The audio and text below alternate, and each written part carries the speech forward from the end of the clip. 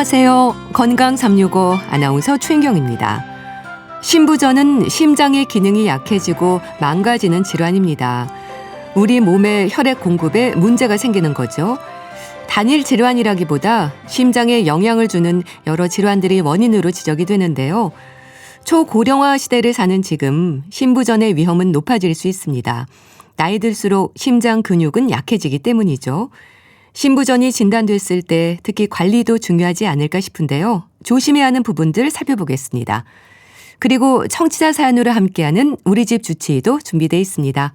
건강 365 박혜경의 빨간 운동화 듣고 시작하겠습니다. KBS 라디오 건강 365 함께하고 계십니다. 심부전은 다양한 심장 질환의 마지막 단계로 설명됩니다. 단일 질환이라기보다 기존에 있던 심장 질환이 악화되거나 새로운 심장병이 생길 수 있는 상태인 거죠. 심장 기능의 장애로 인한 심부전의 위험, 심장내과 전문의 오동주 박사에게 도움 말씀 듣겠습니다. 박사님 안녕하세요. 네, 안녕하세요. 네. 심부전을 얘기할 때 여러 심장병을 동반한 분들에게 발생하는 마지막 단계라는 표현을 합니다. 어떤 의미인가요? 네, 맞습니다. 이제 우리가 심장병 그러면은 이제 고혈압을 심장병으로 생각을 안 하시는데 네. 결국은 혈압이 오래되면 심장이 나빠지거든요. 그렇죠. 그다음에 협심증, 심근경색 이건 또 혈관에 오는 거고 네. 또 심장 안에 판막이라는 게 있으세요. 네. 판막이 나빠져도 이제 심부전이 올 수도 있고 아니면 이제 원래 심장 근육 자체가 또 유전적으로나 후천적으로 또 마비가 되는 분들이 있으세요. 네. 이런 부분들은 이제 많지는 않지만 하여튼 여러 가지 그 혈관에 올 수 있는 우리가 제일 무서워하는 협심증부터 해서 고혈압에 하여튼 그런 것들이 나중에는 결국은 나타나는 게 숨찬 걸로 나타나세요. 물론 통증도 오지만 그래서 이제 제일 쉽게 생각하시면은 네. 자동차에 여러 부분이 있는데 배터리도 있고 뭐가 있는데 하여튼 엔진이 잘 빨리빨리 안 돌아가게 되는 게 심부전이라고 생각하시면 되죠. 네. 그러니까 엔진이 안 도니까 차가 빨리 못 가고 나중에 털털거리게 되고 나중에 결국은 쓰게 되거든요. 네. 네. 그러니까 엔진의 비유를 하셨는데 심부전이라는 게 심장 기능이 온전하지 못하다는 의미잖아요. 이런 일이 생기는 원인이 뭔가요? 제일 많은 거는 역시 그 자동차로 치면은 휘발유가 잘 가야 엔진이 돌잖아요. 그렇죠? 네. 그러니까 그 엔진은 깨끗하고 좋은데 그 엔진으로 휘발유를 공급해주는 휘발유 관이 좁아지거나 막힌 거. 그러니까 협심증, 심근경색증. 이것 때문에 엔진이 이제 털털거리고 심장이 털털거려서 네. 숨찬 심부전이 제일 많고요. 그 다음에는 고혈압인데 그냥 보통 고혈압 말고 네. 약을 드셨는데도 막 170, 160 이렇게 조절이 안 되는 분들도 오래되면은 엔진이 지쳐가지고 심부전 숨이 많이 차시게 돼요. 네. 그다음에 이제 술을 많이 드시면 알코올 자체가 심장 근육을 또 마비를 시켜버려요. 그래서 이런 분들은 심장이 먼저 숨이 차다고 오셨는데 초음파를 보면은 보통 내 절반도 안 뛰거든요. 네. 근데 술을 끊으면 또 정상으로 돌아오시는데 2번, 3번까지는 이렇게 되는데 4번째부터는 안 돌아와요. 술을 끊어도. 네. 이래서 이제 악성 심부전으로 가는 경우도 있고 또 우리 그 가슴이 뛰는 부정맥 있잖아요. 네, 그런 부정맥이 오래 가는 분들 그러니까 막 빠른 부정맥이 오래 가면은 심장 근육이 지쳐가지고 그다음에 아무리 전기 자극을 줘도 반응을 안 하는 그런 그래서 숨찬 것도 심부전입니다. 그러니까 네. 우리가 이제 심장 때문에 숨찬 거를 심부전이라 그러는데 네. 처음에 말씀하신 것처럼 원인은 굉장히 많죠. 그래서 내가 숨이 차다 할 때는 선생님하고 잘 상의를 해서 어떤 원인으로 숨이 차게 됐나를 네. 이제 초음파 검사도 하고 여러 가지 검사를 하면서 밝혀내셔야 되겠죠. 네. 네. 일단은 심장에 좀 무리가 되는 그런 상황들이 문제인 거네요. 네. 네.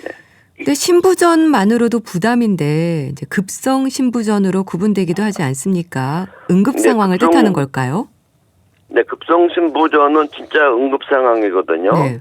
그래서 이제 제가 경험한 또 우리 교과서에 나오는 것 중에 제일 많은 건 심근경색이에요.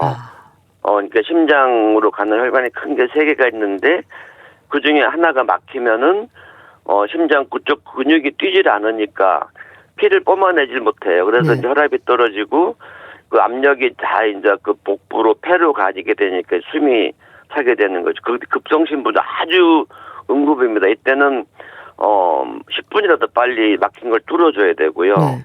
그다음에 이제 또 똑같은 이유인데 심근경색 때 그 판막 쪽으로 가는 동맥이 또 막혀버리면은 심장 그 판막이 파열이 됩니다. 네. 그래서 피가 그냥 뒤로 새면 안 되는데 엄청난 압력에 120, 혈압점 120 나오잖아요. 그죠? 네. 그런 압력으로 뒤로 새니까 또 급성심부전이 오게 되는데 이 두 가지가 제일 많고요. 또 똑같은 이유인데 이제 심근경색증 때 심장에 심장에 피가 안 오니까 상하잖아요. 네. 쉽게 말하면 썩는다 그래요. 썩어가지고 구멍이 나는 경우가 있어요.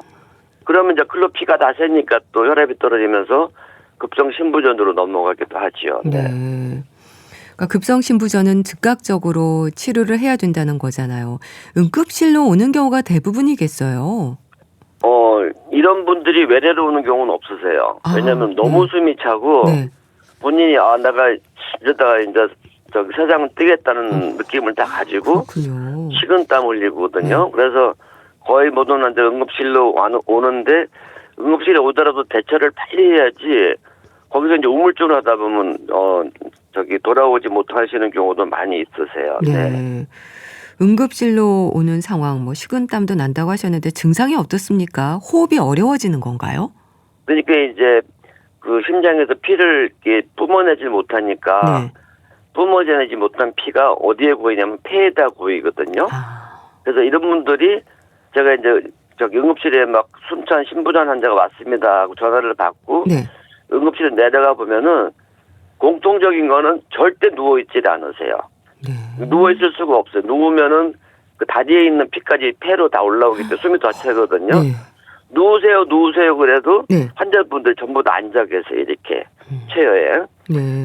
앉으시면은 조금 그 피가 다리 쪽으로 쏠리니까 좀 낫거든요. 그러니까 그렇게 앉아 계시는 분들이 많고 그 다음에는 청진기를 안 돼도 그르렁그르렁 소리가 나시거든요. 네.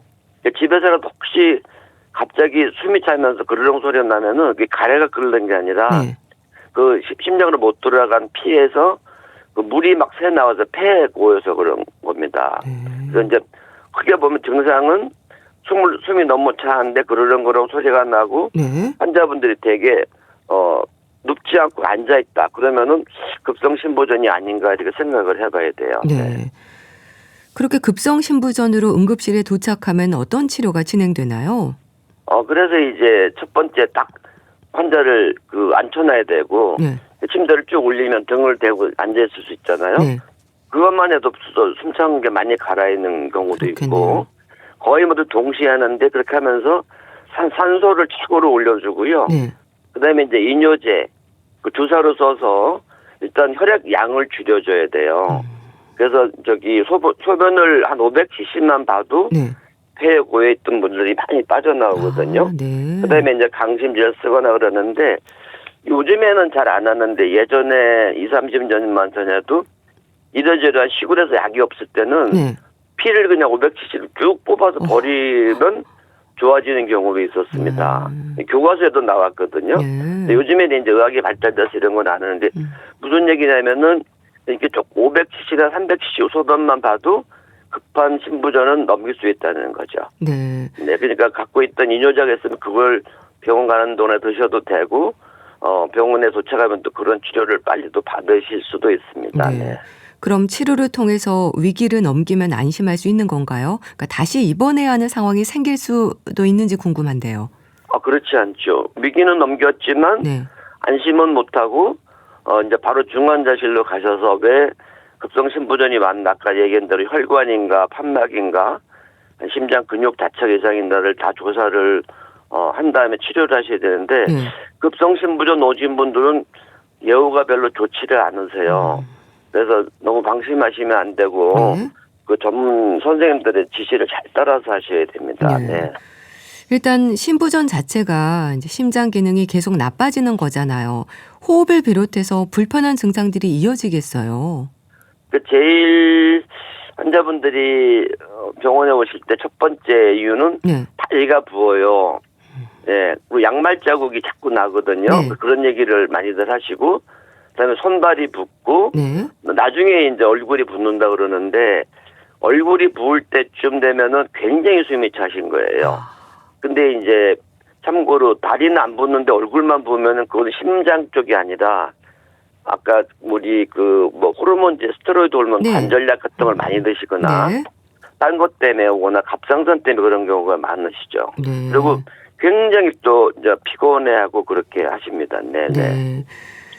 그렇게 뭐 다리가 붓고 또 피곤하고 좀 부정맥의 증상도 발생할 수 있는 힘든 상태가 일상을 참 어렵게 할 것 같은데요.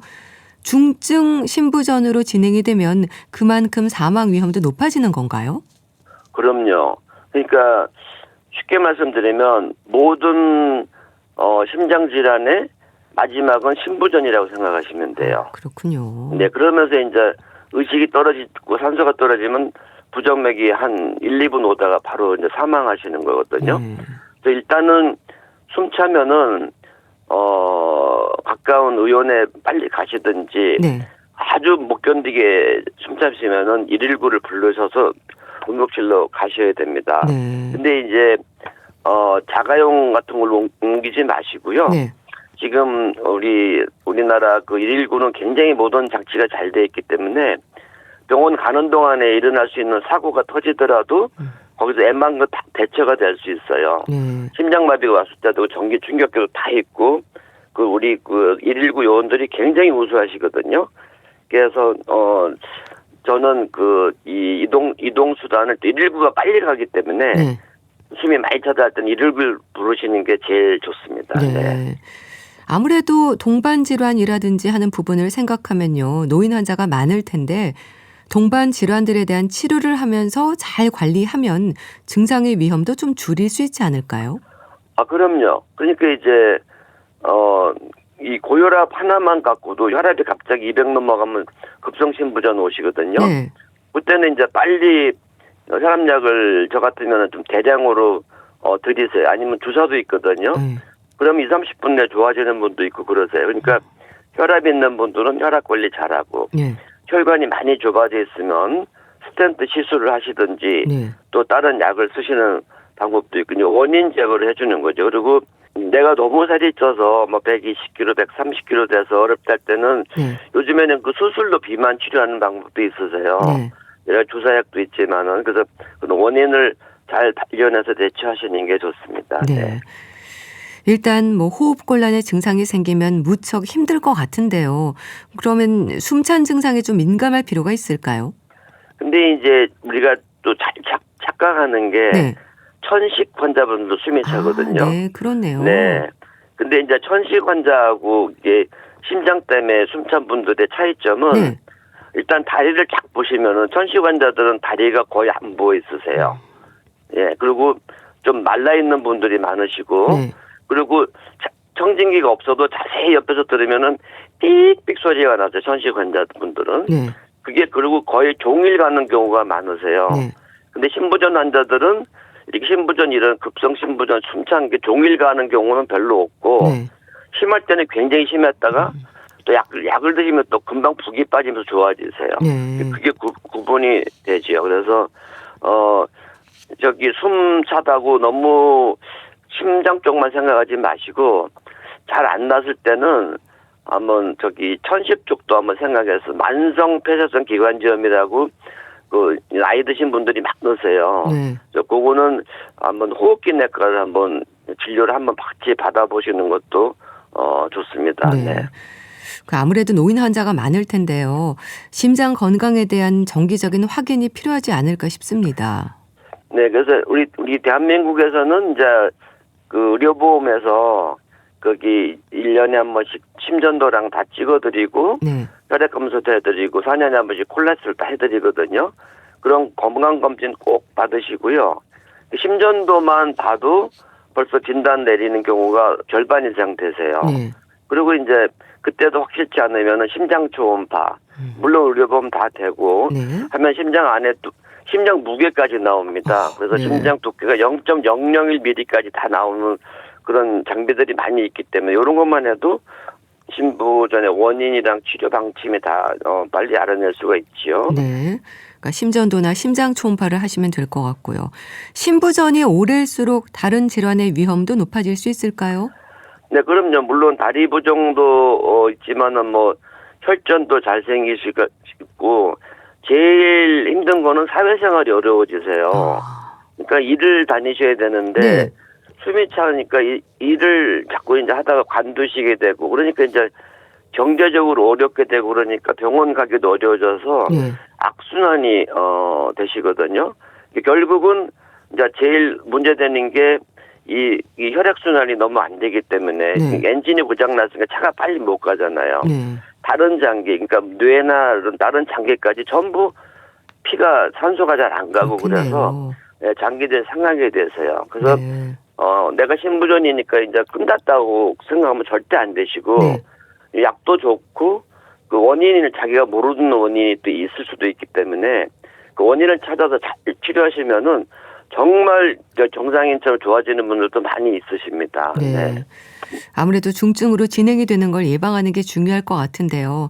일상에서 조심할 부분도 많지 않을까요? 일단 그 나이가 연세가 많으신 분들은 그 연세만 갖고도 혈관이 굳어져서 오기 때문에 네. 내가 필요한 약이 뭔가 네. 혈압약 드셔야 된다면 꼭 드시고 당뇨약도 꼭 안 드시려는 분들이 있어요. 제가 음식 조절하시고 네. 그러다 보면 이제 심부전, 혈압, 혈관 다 나빠지거든요. 드시고 콜레스테롤 약을 꼭 드셔야 돼요. 그리고 정말 좋은 약이거든요. 네. 그 동맥에 있는 기름 다 빼주고 심장도 좋게 해주는 약이니까 선생님 지시 잘 따라서 야채도 많이 드시고 네. 튀긴 거 줄이시고 그렇게 하시는 게 좋습니다. 네. 네. 또 심장 재활 치료에 대한 지적도 있던데요. 심장 재활 치료가 뭔가요? 방법이 좀 궁금한데요. 네네, 이게 그 심장이 이제 한번 그 심부전이 와서 엔진이 안 돌아가고 있잖아요. 네. 그죠? 그 엔진을 다시 정상으로 돌려주는데 이제 운동도 하고 뭐 여러 가지 식이요법도 했는데 이걸 갑자기 하게 되면은 더 부담이 와서 더 쓰러지는 경우가 있으세요. 그래서 요거를 전문으로 하는 선생님이 계시거든요. 네. 이제 어떤 병원에서는 심장내과 선생님이 하고 어떤 병원에서는 재활의학과 선생님이 해주시는데 네. 이분이 어떻게 운동을 하면 되느냐. 그러니까 하루에 몇 볼을 어떻게 각도를 어떻게 해서 걸어야 되느냐. 네. 자전거를 타면은 자전거를 어떤 압력으로 해서 하루에 몇 분, 10분, 20분 해야 되느냐를 그런 거를 다 보고 가르쳐 주세요. 네. 그러니까 선생님은 여기 계단 오르는 거 여기 2층까지 하루에 몇 번 하시고 막 해갖고 그냥 하는 건 아니고 이제 다 네. 측정을 해서 해서 이게 또 의료보험이 됩니다. 네. 심장병 앓으신 분들은 10번까지는 나라에서 다 요금을 대주기 때문에 만약에 한번 심부전이 있으셨다고 얘기를 들으셨으면은 네. 여쭤보셔서 꼭 치료를 받으세요. 굉장히 효과가 좋고 심부전 경과가 아주 좋아지십니다. 네. 네. 그러니까 심장에 좀 무리가 가지 않는 좋은 운동법을 알려주시는 거군요. 그렇죠. 네. 그러니까 운동하시려면 뭐 갑자기 산에 올라갔다 또 응급실로 오시는 분들 네. 많거든요. 아. 그러니까 어떻게 운동을 시작하고 어떤 운동을 하면 좋은가를 아주 과학적으로 다 컴퓨터 데이터를 내서 다 지도를 해드리니까 굉장히 좋은 치료 방법이죠. 네. 네네. 심장 재활 치료를 아시면 좋을 것 같고요. 심부전의 고위험군이랄까요? 특히 조심해야 하는 경우 어떤 노력이 필요한지도 짚어주세요. 제일 문제가 비만 뚱뚱하신 분, 네. 그리고 운동 안 하시는 분, 그리고 혈압, 당뇨 있고 특히 담배 피시는 분들이 심부전이 제일 위험한 분들이니까 이런 것들은 다 본인이 좀 조절할 수 있기 때문에 좀 자제하고 필요하면 약도 드시고 생활 습관을 바꾸시는 게 좋겠습니다. 네, 알겠습니다. 자, 오늘은 심장의 기능이 약해지고 망가지는 질환, 심부전의 위험에 대해서 알아봤는데요. 심장내과 전문의 오동주 박사와 함께했습니다. 감사합니다. 네, 감사합니다. KBS 라디오 건강 365 함께하고 계신데요. 블론디의 Call Me 듣고 다시 오겠습니다. KBS 라디오 건강 365 함께하고 계십니다. 청취자 사연으로 알아보는 우리 집 주치 순천향대 서울병원 가정의학과 조현 교수에게 도움 말씀 듣겠습니다. 교수님 안녕하세요. 네, 안녕하세요. 오늘은 50대 여성이 주신 사연부터 볼까요? 승무원이라고 하시는데요. 어떤 고민인지 들어보시죠. 요새 갑자기 앉아있다가 일어나면 골반이 약간 뻣뻣해가지고 걷는데 좀 불편함을 느끼더라고요. 이제 50 딱 됐는데 그게 갑자기 그렇게 생겨서 좀 궁금하거든요. 그냥 앉아있다가 일할 때 앉아있다가 이렇게 일어나서 갑자기 걸으면 좀 다리가 불편한 거예요. 느낀 지 한 2달 정도 됐나? 예. 혼자서 그냥 홈트 같은 거 좀 해보고 이제 그러고 있긴 한데 그래도 불편한 걸 많이 느끼고 있어요, 요새는. 저는 외국 항공사 직원인데요. 그래서 우리가 이제 비행기 타면은 승무원이 앉는 좌석에 있는데 굉장히 불편해요. 그 좌석에 앉아도 있고 서서 왔다 갔다 하고, 알다시피 승무원들이 계속 움직이기도 하는데 앉아 있는 시간도 꽤 기니까요. 예, 그 좌석이 이렇게 편하지가 않기 때문에 그래서 그럴 수도 있는 걸 수도 있고, 하지만 집에서도 마찬가지거든요. 그러니까 자세와 그 앉는 의자와 뭐 여러 가지 일 때문에 그런 거 아닐까 싶어요. 이런 증상은 약으로 치료가 되는 건지 아니면 오로지 운동밖에 없는 건지, 운동이 있다면 어떤 운동을 하는 게 좋은 건지 그게 알고 싶어요. 네. 골반통으로 표현을 하셨는데요. 엉덩이 쪽 통증을 말하는 걸까요? 골반 위치부터 좀 설명해 주시면 좋겠습니다. 그러니까 의학적으로 말하는 골반은 우리가 보통 흔히 그냥 엉덩이뼈 하나만 생각하는 경우가 많은데 네. 사실 그 골반 같은 경우는 허리 아래쪽에서부터 엉덩이, 그다음에 이제 사타구니, 허벅지 위쪽까지 이어지는 구조 전체를 이제 골반으로 보게 되고요. 네. 그래서 실제 통증이 발생하는 위치가 뭐 엉덩이 깊숙한 쪽이거나 뭐 네. 사타구니, 허벅지 위쪽이어도 그러니까 본인들은 이제 골반이 아프다고 느끼는 경우가 많습니다. 네. 엉덩이, 허리 아래쪽, 뭐 사타구니 이쪽까지 다 해당이 된다고 하셨는데 사연 주신 분 얘기로는요. 자세에 따라서 통증이 좀 달라지시는 것 같아요. 그러니까 뭐 사실 그 이 통증이란 골반통이라는 건 엉덩이하고 그 고관절 주변 통증으로 생각하시면 되는데 네. 이 자세에 따라서 통증이 달라진다는 건 굉장히 좀 중요한 점입니다. 왜냐하면 이렇게 자세에 따라서 통증이 달라진다는 거는 그러니까 대부분 뼈보다는 그러니까 근육이나 인대 문제의 가능성이 좀 크고요. 네. 그다음에 오래 앉아 있다가 갑자기 일어나실 때, 그다음에 불편한 자세로 앉았다가 서기를 반복하시게 되면은 그 고관절 주변에 있는 이제 근육들이 네. 그러니까 순간적으로 굳으면서 통증이 생길 수가 있거든요. 그래서 이런 것들은 이제 골반통의 흔한 특징이라고 보시면 될 것 같습니다. 네. 아랫배 통증도 골반통으로 인한 통증일 수 있을까요? 네, 그럴 수 있습니다. 왜냐하면 이제 골반하고 그 고관절 주변 근육은 이제 아랫배 근육하고 그러니까 골반 아래쪽에 있는 근육하고도 서로 연결이 돼 있기 때문에 네. 실제로는 이제 골반 쪽 문제인데 아랫배가 좀 묵직하게 당기는 느낌으로 느껴지는 경우도 많습니다. 근데 물론 그 뭐 여성 질환이라든지 뭐 장 문제하고 구분할 필요는 있지만 이게 자세를 바꾸시거나 움직일 때 통증이 좀 달라진다라고 하면은 네. 그러니까 골반이나 고관절 쪽의 문제의 가능성이 가장 높습니다. 네. 근데 골반이 아프다는 말을 하는 분들이 의외로 많던데요. 만성 골반통도 있지 않나요? 만성으로 진행되기도 합니까? 예, 이게 골반 통증도 만성으로 진행될 수가 있습니다. 그러니까 일반적으로 통증이 이제 3개월 이상 지속이 되게 되면은 이제 만성 골반통이라고 부르게 되는데 그러니까 처음에는 그냥 좀 뻣뻣하고 좀 불편한 정도로 시작했다가 이게 시간이 지나다 보면 이제 통증이 점점 굳어지는 경우가 있거든요. 근데 이제 대부분은 이게 큰 병으로 진행되기보다는 뭐 오래 앉아 있는 생활 습관이라든지 잘못된 자세가 좀 누적돼서 생기는 경우가 많기 때문에 그러니까 초기에 관리를 잘 하시게 되면은 또 만성으로 가는 거를 충분히 막을 수가 있습니다. 네. 뭐 근육이나 인대 문제일 수도 있고 뭐 생활 습관의 문제일 수 있다고 하셨는데 그 주로 여성들에게 골반통이 많다고도 하던데요. 그런가요? 그렇죠. 이제 실제 남성보다 여성에게 좀 흔하게 나타나게 되고요. 네. 왜냐하면 이제 여성분들은 이제 폐경 전후, 그러니까 40대, 50대 이후에 근육하고 인대의 탄력이 좀 떨어지게 되면서 그러니까 골반하고 그 고관절을 지지해주는 힘이 약해집니다. 그다음 여기에다가 활동량이 줄어들고 오래 앉아서 생활하시고 그다음에 뭐 작업 자세가 좀 불편하시다 이런 게 겹치게 되면은 골반에 좀 부담이 좀 많이 쌓이게 되거든요. 그래서 이 시기에 생기는 골반통은 나이가 들어서 생기는다기보다는 어떻게 보면 좀 관리가 필요하다. 그래서 좀 생기는 신호라고 좀 생각을 하시면 될 것 같습니다. 네. 사연 주신 분은요. 승무원이라고 하셨고 나이가 50세이신데요. 그럼 직업적인 부분이라든지 나이와도 또 연관이 있을까요? 그렇죠. 연관이 있을 가능성이 굉장히 큽니다. 왜냐하면 아무래도 좀 업무 자체가 이제 좁고 좀 불편한 자세에 좀 앉아 계시다가 또 갑자기 일어나셔야 되고 또 걷고 서서 오래 일하시기 때문에 이런 패턴은 이제 골반하고 이제 고관절 주변 근육이 그 짧아졌다가 늘어났다를 좀 반복하면서 쉽게 좀 뻣뻣해지고 통증이 좀 생기기 쉬워질 수밖에 없습니다. 그리고 이제 앞서 말씀드린 것처럼 50세 전후 같은 경우에는 아무래도 이제 근육이라든지 인대에 좀 탄력이 떨어지게 되고 그다음에 근력도 예전 같지가 않거든요. 그렇기 때문에 이제 통증이 더 쉽게 잘 느껴질 수밖에 없습니다. 네. 그럼 골반통을 느끼는 분들은요, 주로 어떤 표현을 하세요? 증상에 대한 설명이 쉽진 않을 것 같은데요.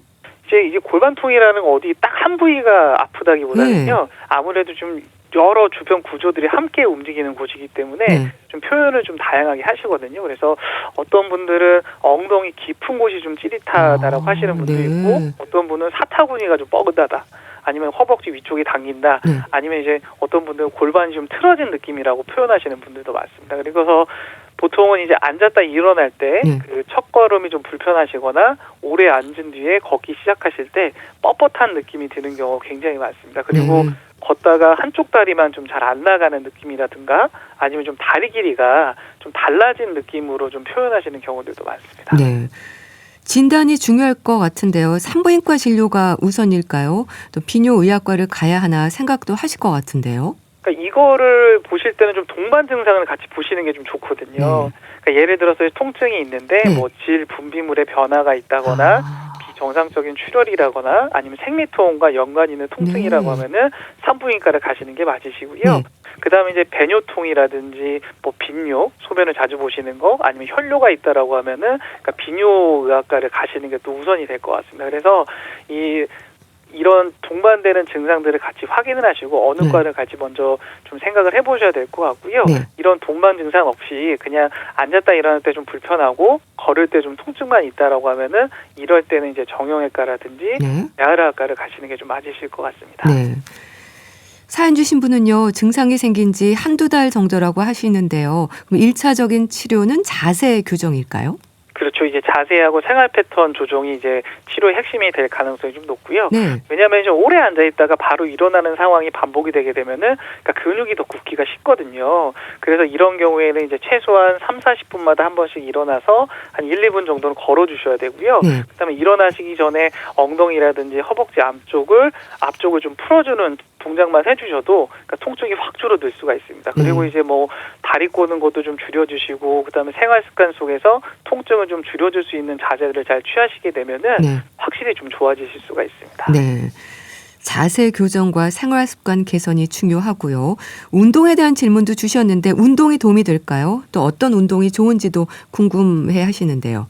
뭐 당연히 운동이 좀 도움이 될 것 같은데 여기서 중요한 거는 이제 세게 하는 운동이 아니라 좀 굳어있는 근육이 문제이기 때문에 이걸 좀 풀어주는 운동을 하셔야 되거든요. 그래서 이제 아무래도 좀 누워서 할 수 있는 스트레칭이 좀 도움이 되실 수가 있는데 그러니까 무릎을 좀 가슴 속으로 좀 당기는 스트레칭이라든지 엉덩이 근육을 좀 늘려주는 동작들, 그다음에 허벅지 앞쪽을 부드럽게 좀 늘려줄 수 있는 이제 스트레칭을 좀 많이 해주시는 게 좋습니다. 그리고 이제 걷는 것도 좀 좋은 운동이지만 근데 준비 없이 좀 많이 그냥 무작정 걸으시게 되면 오히려 안 좋아질 수가 있기 때문에 걸으시기 전에 좀 몸을 좀 충분히 좀 풀어주신 상태에서 하시는 게 좀 좋으실 것 같고요. 그다음에 이제 너무 좀 심한 홈트라든지 스쿼트 같은 경우에는 오히려 좀 통증이 더 생길 수가 있기 때문에 조금 조심하시는 게 좋습니다. 원인에 따라서는 약물 치료가 필요할 수도 있겠어요. 그렇죠. 이제 뭐 운동만으로 해결이 안 되는 경우가 좀 많기 때문에 좀 통증이 심하다, 움직이기가 힘들다 이런 경우는 이제 약물 치료에 좀 도움이 좀 필요할 수가 있거든요. 근데 약 같은 경우는 이제 통증을 줄여주는 좀 보조 수단이기 때문에 그러니까 근본적인 해결책은 되지가 않습니다. 그래서 약을 좀 드시고 통증이 좀 줄어들게 되면은 그때부터는 이제 스트레칭이라든지 운동, 자세 교정을 병행을 하셔야지만 회복이 더 잘 되기 때문에 좀 통증이 심하고 아프실 때는 약을 좀 드시고 통증이 좀 사라지시면은 운동이라든지 자세 교정, 스트레칭에 좀 신경을 써준다라고 생각하시면 될 것 같습니다. 네, 알겠습니다. 자, 이제 다음 사연은 제가 읽어드리겠습니다. 유방암으로 항암 치료 중인 40대 후반 여성이 주신 내용입니다. 저는 유방암 4기로 항암 치료 중입니다. 아직 몇 번을 더 해야 하는지 모르겠는데 지금 주사 치료 4회차입니다. 비교적 초반인데 항암 전에 설명 들었던 부작용이 생기는 것 같습니다. 일단 입맛이 좀 이상해졌어요. 물을 마셔도 비리다고 해야 하나 쇠맛이 나는 것 같고요. 과일도 그렇고 김치 맛도 모르겠습니다. 그러다 보니 식욕이 없어서 기운이 없고요. 살이 빠지면 안 될 것 같은데 항암 전에 확인했던 47kg을 유지할 수 있을지 걱정입니다. 억지로라도 먹어야 할 텐데 소화도 안 되고 뭘 먹어도 맛이 없고 속이 계속 불편해요. 뭔가 걸린 것 같기도 하고 멀미를 하는 것처럼 하루 종일 울렁거리거든요. 그리고 주변에서 고기는 피하는 게 좋다는 말도 하던데 고기를 안 먹어서 그런가 힘이 더 없는 것 같기도 하고 달걀과 두부로 단백질을 채우려니 좀 지겹기도 하고 일단 맛을 느끼지 못하니 많이 힘드네요. 그런데다 이제 머리카락이 빠지는지 머리를 쓸어내리면 한 움큼씩 빠지네요. 부작용이 생길 수 있다는 설명을 듣긴 했지만 막상 닥치니 겁이 나고 그렇습니다. 머리카락도 당황스럽지만 일단 먹는 것에 자신이 없어지는데 미각을 잃는 것도 항암이 끝나고 나면 괜찮아질까요? 라고 사연을 주셨습니다. 유방암으로 항암 치료 중이라고 하세요. 많이 힘드실 텐데 일단 미각에 변화가 생겼다고 하십니다. 교수님, 이 항암 치료의 부작용 중에 하나라고 봐야 될까요?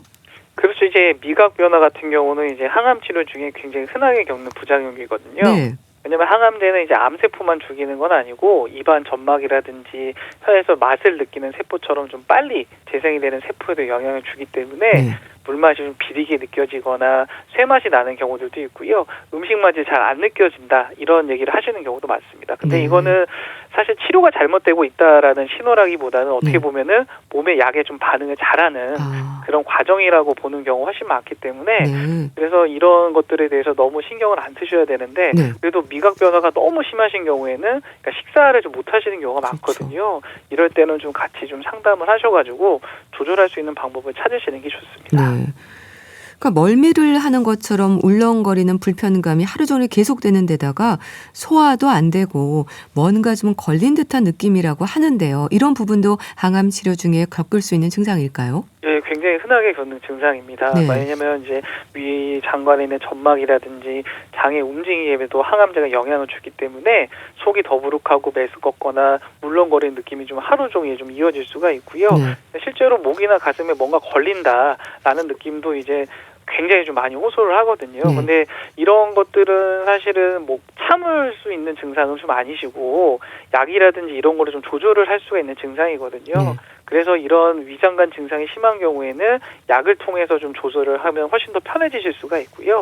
그렇기 때문에 이런 증상이 며칠 이상 지속이 되고 불편하다라고 하면은 의료진과 상의해가지고 처방을 좀 받고 조정하는 게 좋습니다. 네. 뭐 여러 증상들을 얘기해 주셨는데요. 근데 항암 치료가 암의 유형에 따라서 모두 같지는 않을 것 같은데요. 항암 치료 중에 있을 수 있는 부작용의 증상은 좀 비슷한가요?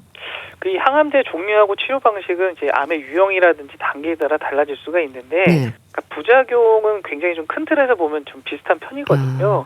왜냐하면 이제 미각 변화라든지 식욕 저하라든지 뭐 위장관 증상, 그다음에 머리가 빠지는 증상 이런 것들은 이제 대체적으로 빨리 재생이 되는 정상 세포들이 영향을 받기 때문에 생기는 증상이거든요.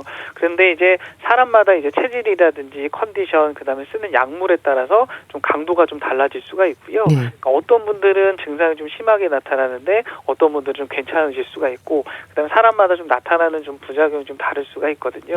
그래서 이제 거기에 맞춰서 저희가 좀 치료라든지 뭐 보조 요법들을 할 수가 있기 때문에 같이 잘 맞추시고 관리하시는 게 더 중요할 것 같습니다. 네.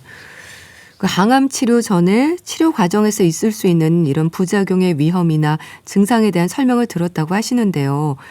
항암제의 어떤 부분이 이런 부작용의 위험을 높이는 걸까요? 좀 간단하게 말씀드리면요. 이제 항암제라는 거는 이제 기본적으로 빠르게 증식하는 세포를 공격하는 약이거든요. 왜냐하면 이제 암세포가 굉장히 좀 빠르게 증식하기 때문에 이거를 좀 타겟으로 하는 약물이지만, 그러니까 우리 몸의 이제 정상 세포 중에서도 이제 빨리 자라는 세포들이 있습니다. 예를 들면 입안의 점막 세포라든지 위장관에 있는 세포들, 그다음에 이제 특히나 머리를 만드는 이제 모근 세포들 이런 것들이 해상이 되거든요. 그래서 항암제를 쓰게 되면은 이런 세포들도 영향을 받기 때문에 머리가 빠질 수가 있고, 그다음에 구역감이라든지 설사 이런 것들이 생길 수가 있고요.